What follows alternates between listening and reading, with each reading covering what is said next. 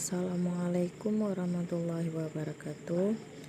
Perkenalkan, kami dari kelompok 3. Saya sendiri bernama Vina Febrianti dan teman-teman saya Rizky Maulana, Anhar Rauf Finem, Fajri, Ikhlas Iwan Prayoga, Muhammad Iqbal, dan Armia Fikriyadi.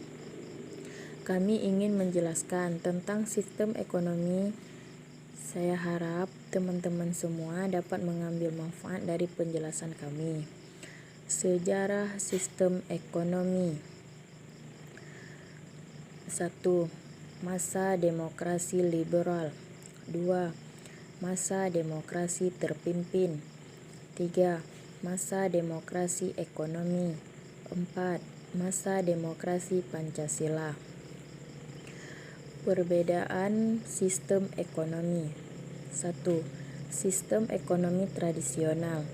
Suatu sistem dalam organisasi kehidupan berdasarkan kebiasaan, tradisi masyarakat secara turun-temurun yang mengandalkan faktor produksi. Kelebihan dari sistem ekonomi tradisional ini adalah adanya semangat kekeluargaan dan kejujuran dari setiap individu dalam memenuhi kebutuhan hidupnya. 2. Sistem ekonomi komando. Sistem ekonomi terpusat adalah sistem di mana pemerintah memiliki kekuasaan yang dominan pada pengaturan kegiatan ekonomi. Negara yang menganut sistem terpusat antara lain Rusia, RRC, dan negara-negara Eropa Timur. 3. Sistem liberal. Sistem ekonomi berdasarkan seluas-luasnya bagi seluruh masyarakat dalam kegiatan perekonomian tanpa adanya campur tangan daripada pemerintah. 4. Sistem ekonomi campuran. Sistem ekonomi campuran adalah suatu sistem yang di satu sisi pemerintah memberikan kebebasan kepada masyarakat untuk berusaha melakukan kegiatan ekonomi. 5. Sistem perekonomian Indonesia. Sistem perekonomian Indonesia dalam sistem perekonomian Pancasila yang terpilih karena di dalamnya terdapat makna demokrasi. Macam-macam sistem ekonomi yang ada. 1. Sistem ekonomi liberal. Sistem ekonomi ini disebut dengan sistem ekonomi liberal karena adanya kebebasan bagi masyarakat dalam berusaha, sering juga disebut sistem ekonomi kapitalis. 2. Sistem ekonomi sosialis. Sistem ekonomi sosialis disebut juga sistem terpusat. Sistem perekonomian sosialis adalah suatu sistem perekonomian yang menghendaki kemakmuran masyarakat secara merata. 3. Sistem ekonomi campuran. Sistem ini merupakan campuran dari sistem ekonomi liberal dan komando. Akibatnya peran pemerintah dan swasta sama besar. Kelebihan setiap sistem ekonomi. 1. Kelebihan sistem ekonomi tradisional. Tujuan sistem ini adalah memenuhi kebutuhan hidup, bukan mencari keuntungan, sehingga memiliki sifat kekeluargaannya. 2. Kelebihan sistem ekonomi komando. Pemerintah mudah melakukan pengawasan dan pengendalian harga barang pasar saat terjadi masalah, akan tetapi mudah diatasi karena pemerintah memiliki semua data. 3. Kelebihan sistem ekonomi campuran.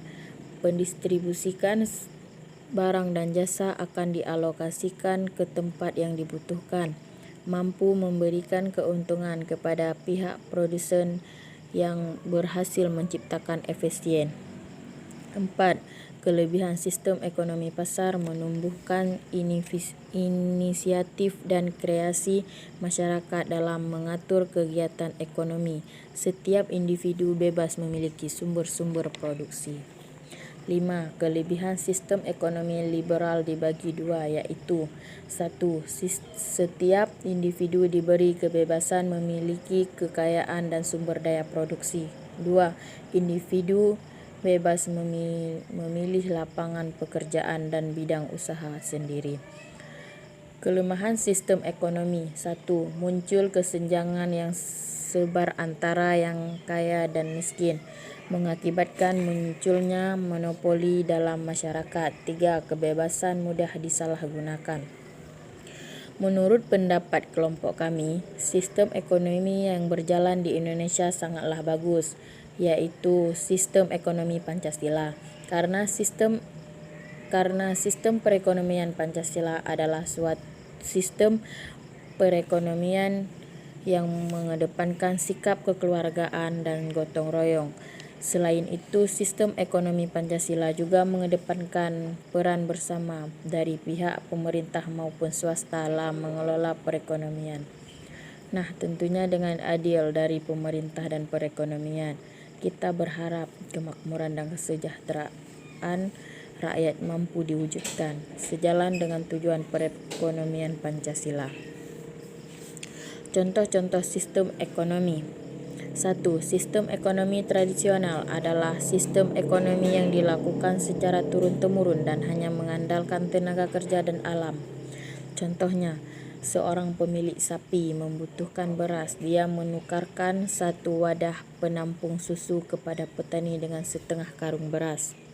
2. Sistem ekonomi komando adalah sebuah sistem ekonomi yang negara atau pemerintah itu mempunyai kendali penuh terhadap semua kegiatan ekonomi yang berlangsung di pasar pada negara tersebut.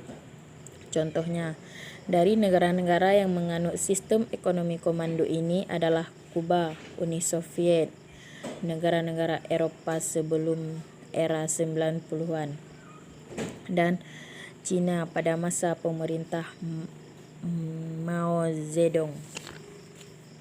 3. Sistem ekonomi liberal. Contohnya, pertama dari sistem ekonomi liberal adalah kekuasaan penuh dalam bidang perekonomian yang dipegang oleh pihak swasta. Kekuasaan ini meliputi bidang untuk bisa memproduksi barang dan jasa, mendistribusikan serta menjualkan kepada konsumen. 4. Sistem ekonomi pasar. Contohnya, suatu sistem ekonomi yang menyerahkan seluruh kegiatan ekonomi seperti produksi, distribusi, dan konsumsi sepenuhnya kepada mekanisme pasar. 5. Sistem ekonomi campuran. Contohnya, sistem ekonomi di berbagai negara termasuk di Indonesia, Singapura, Cina, dan India. Kepemilikan pribadi serta adanya sistem pasar sekaligus intervensi ekonomi.